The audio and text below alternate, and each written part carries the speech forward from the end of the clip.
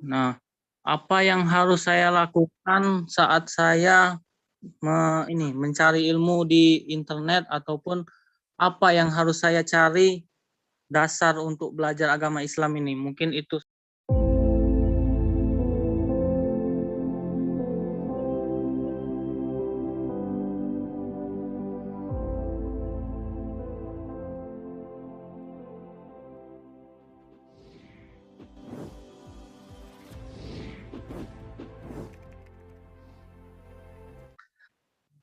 Saya ingin tanyakan di sini kan, saya ini sering nonton YouTube nih, Bib. Nah, apa yang harus saya lakukan saat saya mencari ilmu di internet ataupun apa yang harus saya cari dasar untuk belajar agama Islam ini? Mungkin itu saja yang ingin saya sampaikan, Bib.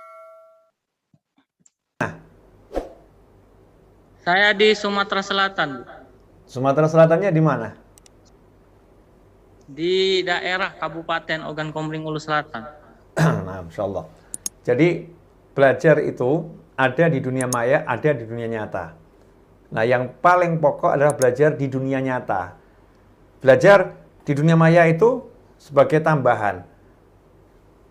Dan kalau betul-betul kesulitan, nggak bisa belajar di dunia nyata, baru kita nambah belajar di dunia maya. Kan begitu ya? Nah, ketika masuk dunia maya, begitu banyak itu kajian yang ada di sana. Baik itu kajian yang panjang, kajian yang pendek. Apa yang harus kita pelajari nomor satu? Kata Habib Abdullah Haddad radhiyallahu anhu dalam kitabnya Al-Fusul Ilmiyah, di situ disebutkan, coba kamu bayangkan kalau besok kamu meninggal dunia. Kira-kira apa yang pengen kamu lakukan hari ini? Kalau besok meninggal dunia, kita pengen memperbaiki apa kira-kira? Sholat, betul ya? Apalagi? Baca Al-Quran. Apalagi? Ya itu semua yang mendekatkan sama Allah Ta'ala kan? Makanya kalau kamu pengen tahu ilmu apa yang harus saya pelajari, yaitu kalau kamu nanti malam ini meninggal dunia, sekarang kamu punya waktu, apa yang akan kamu lakukan? Ya ilmu tentang itulah yang harus kamu pelajari. Oh sholat, ya udah belajar ilmu sholat. Yang membatalkan sholat, yang menambah pahala sholat, yang mengurangi pahala sholat, ya. Kemudian tentang berbakti sama orang tua, pahala berbakti sama orang tua, bahaya durhaka sama orang tua.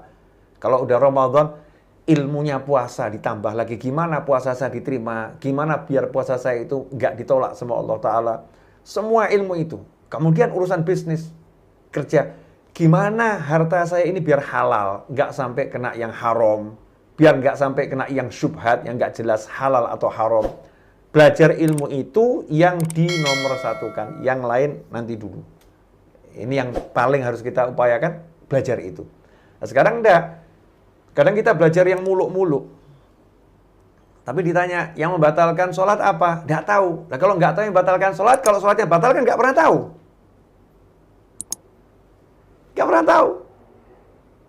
Yang membatalkan sholat nggak tahu. Berarti kalau sholatnya batal nggak pernah tahu. Kalau sholatnya batal nggak pernah tahu, berarti kita bisa katakan kemungkinan besar sholat kita ini batal. Kalau kita tahu yang membatalkan sholat, kemudian kita tinggalkan semua yang membatalkan sholat, kita bisa katakan sholat saya sah. Kenapa? Nggak ada yang batalin kok. Selesai. Padahal siapa yang sholatnya bagus, kesananya bagus. Sholatnya jelek, kesananya berat. Itu kan timbangannya di sholat.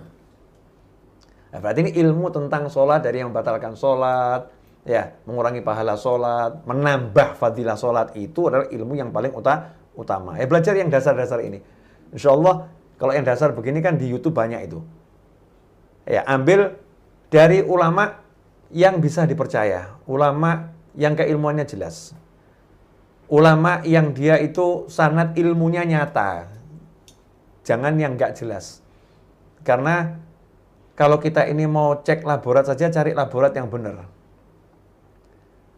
Mau cari sopir yang berpengalaman. Karena ini urusan nyawa kita kalau nyopir. Kalau mau operasi sesar, cari dokter kandungan yang ahli, nggak sembarangan.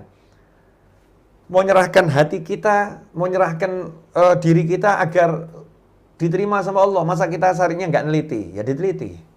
Boleh kita teliti, tanpa menyalahkan orang, tanpa menghina dan merendahkan orang. Ya teliti saja, oh kalau yang ini saya kurang, yang ini aja deh saya. Keilmuannya kelihatannya mantap gitu. Ya kurang lebih seperti itu Mas Darus. Jazakumullah khairan atas pertanyaan. Insyaallah barokah manfaat. Terima kasih.